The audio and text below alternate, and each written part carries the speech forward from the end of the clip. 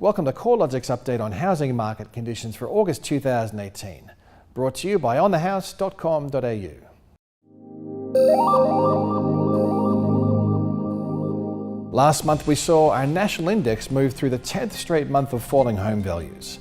Since peaking in September last year, the Australian housing market has recorded a cumulative 1.9% fall in value, a relatively mild downturn to date, especially when you consider that values remain 31% higher than they were 5 years ago.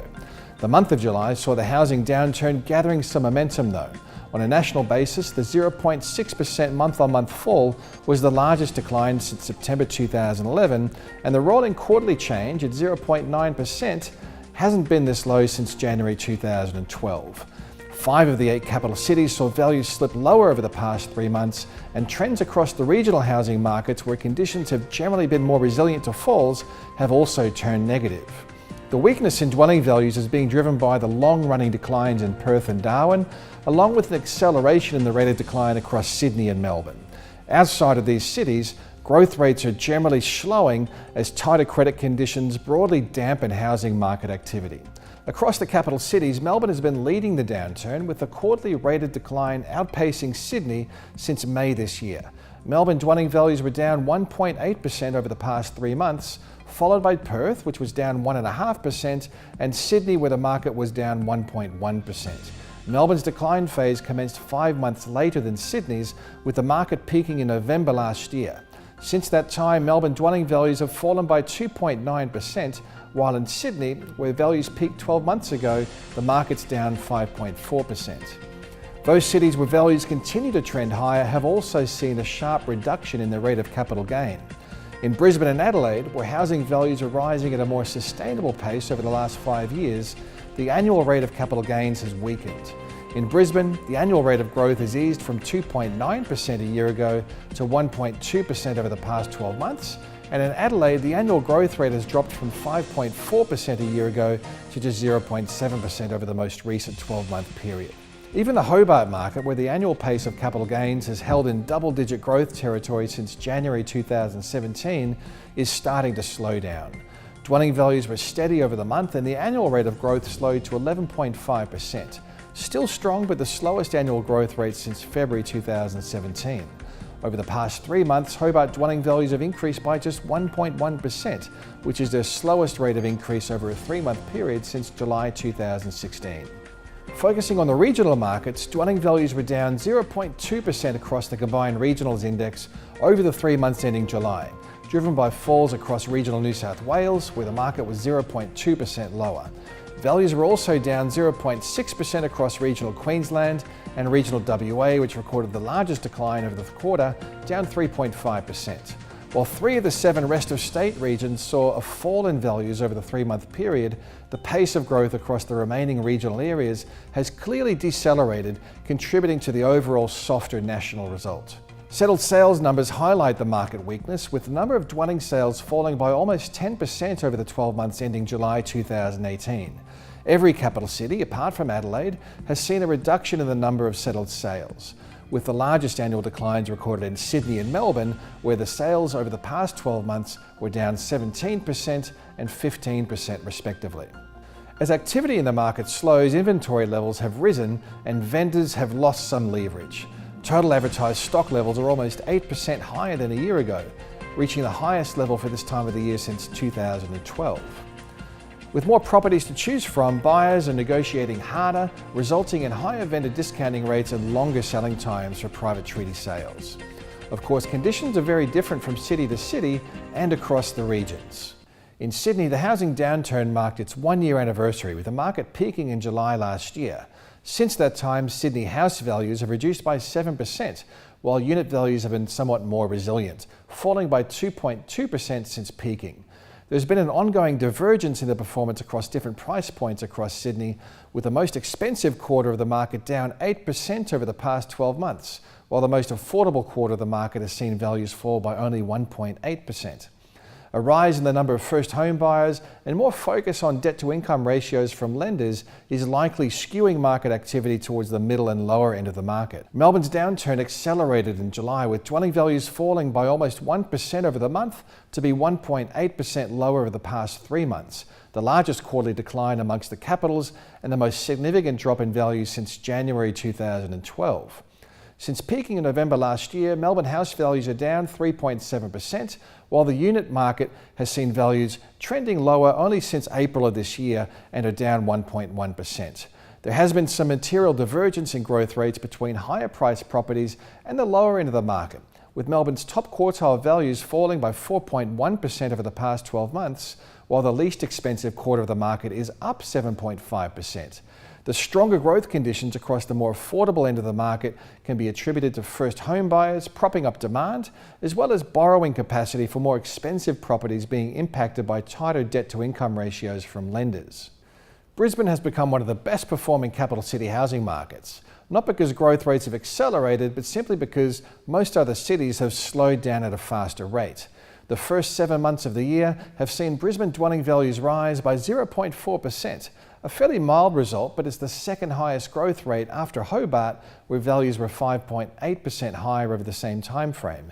Importantly, the local unit market has been the main driver of year-to-date growth, with Brisbane unit values up 1.1% over the first 7 months of the year, while house values are up a lower 0.3%.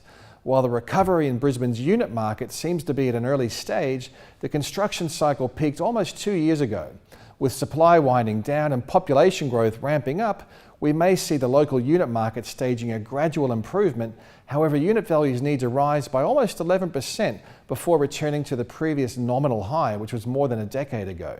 Adelaide dwelling values are generally trending upwards, but on a subtle trajectory. Values nudged 0.1% lower in July, but were 0.7% higher over the rolling quarter. A year ago, the annual growth rate across Adelaide was tracking at 5.4%. However, the annual trend has moderated to just 0.7% at the end of July, highlighting a sharp slowdown in the pace of capital gains. Despite the slower growth conditions, settled sales has held firm, in fact, ticking 0.2% higher year on year. Adelaide was the only capital city to record a rise in settled sales activity over the year. While the past 5 years has seen the strongest growth conditions skewed towards the most expensive end of the market, the latest data is showing that annual growth has transitioned towards the lower end of the market and the middle of the market, where annual change in dwelling values has been 1.5%. The Perth housing market has slipped a little lower over the past 3 months after recording several consecutive months of positive growth. The 3 months ending July saw Perth values fall by 1.5%, which was the largest quarterly decline since August 2017. While we remain of the view that the Perth housing market is either at the bottom of its downturn or very close to it, the recent negative movements highlight that this market remains fragile and growth drivers are very scarce. The apartment market has been the weakest, dragging the quarterly reading down by 3.3%, while house values were down a smaller 1.1% over the past 3 months. Hobart's stunning rate of double-digit annual growth has shown some cracks over the past few months, with the annual trend in capital gains reducing to 11.5%, still reflecting strong conditions, but the annual trend has been reducing since September last year. In another sign the Hobart market has moved through a peak rate of growth, the July results showed Hobart dwelling values were unchanged over the month, and house values actually tracked 0.2% lower, the first month-on-month fall since January 2016. Darwin has been the hardest hit capital city market, with dwelling values down a cumulative 21.9% since peaking in 2014. With some recent positive month-on-month results, the annual trend has started to improve, driven by a better performance across the detached housing market, where values are actually 5.5% higher over the first 7 months of the year. The local unit market is still experiencing depressed conditions, with values down 12% over the same time frame. Canberra's housing market has continued to hold reasonably firm, with dwelling values tracking 0.2% higher over the year to date. The subtle rise in values is attributable to a 0.7% lift in house values, which has helped to offset a 1.1% fall in unit values over the same time frame. Inventory levels remain roughly on par with a year ago. However, the median selling time is reduced by 4 days relative to a year ago, and vendor discounting is contracted as well, suggesting selling conditions remain relatively strong. Overall, we can't see any factors that may halt or reverse the housing market's trajectory of subtle declines over the second half of 2018. The availability of housing credit has been a significant factor contributing to the slowdown. However, there are a variety of hurdles contributing to slower conditions. From a credit perspective, the latest credit aggregates from the Reserve Bank of Australia highlight that owner-occupier lending has continued to grow at a relatively strong pace, up almost 8% over the 12 months to June. The same data highlights that the slowdown in credit growth is attributable almost entirely to less investment lending, where growth is tracking at a record low of 1.6% annually. Sydney and Melbourne have recorded the most substantial concentration of investment activity, and despite the tighter lending conditions for this segment and weaker housing market conditions in Sydney and Melbourne, somewhat surprisingly, New South Wales and Victoria continue to show high levels of investment concentrations relative to other states. Although the 10% speed limit on investment credit growth has been removed for eligible lenders, we aren't expecting to see a rebound in credit availability for investment purposes. Mortgage rate premiums for investment loans remain in place, and the limits on interest-only lending continue to provide disincentives to housing market investment. Additionally, market factors such as low rental yields and dim prospects for short-term to medium-term capital gains are also likely to quell investment demand. Higher housing supply is another factor that's likely to weigh on some sectors of the market. Unit construction remains well above average across most states and is at record highs across Victoria and South Australia, and only marginally below the record highs in New South Wales. Coupled with high supply, key segments of demand, including domestic investors and foreign buyers, have thinned out, which could see some downwards pressure on prices, particularly in those areas where new investment-grade projects are numerous. Migration trends have also changed, which is likely to have both a positive and a negative impact on housing market demand. Although the Australian Bureau of Statistics demographic data is only current to December last year, it's clear that New South Wales is seeing a growing exodus of residents to other states, while interstate migration rates into Victoria appear to have peaked as well. The reduction in migration implies reduced housing demand in these locations. Queensland is the major beneficiary of cross-border resident flows, which should help to support housing demand, especially across the southeast corner of the state. Despite the reduction in dwelling values in Sydney and Melbourne, housing affordability remains a pressing issue in these cities. The ratio of dwelling prices to incomes was tracking at 9.1 in Sydney and 8.1 in Melbourne at the end of June. Although these ratios are likely to improve as incomes edge higher and as housing prices reduce, prices would need to fall a lot further to see this measure of affordability return to more adequate levels, especially when you consider where these ratios are relative to the other capital cities.